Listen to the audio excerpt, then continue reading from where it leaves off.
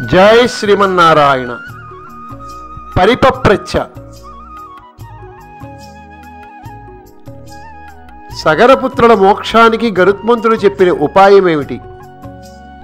సగరపుత్రులు యాగాశ్వం కోసం వెళ్ళి చాలా కాలమైంది, వారింకా తిరిగి రాలేదు అని తన మనవడు అంశుమంతుడితో, నీవు సూర్యుడవు, విద్యలన్నీ నేర్చుకున్నవాడవు, పరాక్రమము కలవాడవు, నీ తండ్రులు గుర్రము వెతకడానికి వెళ్ళారు, నీవు కూడా వెళ్ళి గుర్రము దొంగిలించిన వారిని గుర్తించి గుర్రమును తీసుకురా.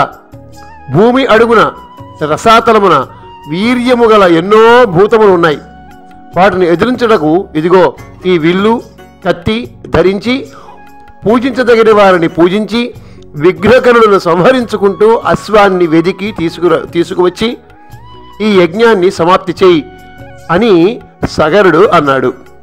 అది విన్న వెంటనే అంశుమంతుడు కత్తి విల్లు ధరించి బయలుదేరి తన తండ్రులు తవ్విన మార్గము నుంచి రసాతలానికి చేరాడు.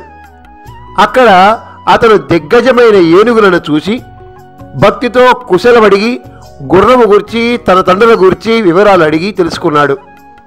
అతని భక్తికి వినయానికి ఆ దిగ్గజములు, నీవు తప్పక కృతార్థుడవై గుర్రముతో తిరిగి వస్తావు అని పలికాయి. అంశుమంతుడు ముందుకు సాగుతుండగా అతడు తన తండ్రులందరూ భస్మరాసులుగా పడి ఉన్న స్థానాన్ని కనిపించింది. వెంటనే దుఃఖము ఆక్రోశము కలిగాయి. వారందరికీ తర్పణం చేయాలని నీటి కోసం వెతికాడు, ఎక్కడా కనిపించలేదు.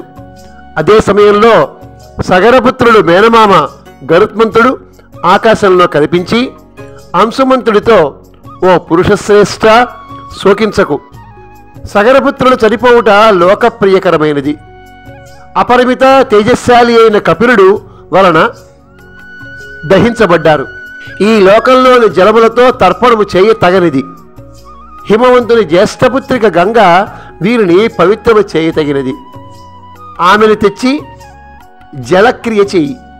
ఈ భస్మరాసులు అన్నీ లోకపావనమైన జలముతో ముంచబడిన నాడు వీరంతా స్వర్గము పొందుతారు. నువ్వు శోకించక అశ్వాన్ని తీసుకుని మీ తాతగారి యజ్ఞాన్ని పూర్తి చేయి అని అన్నాడు.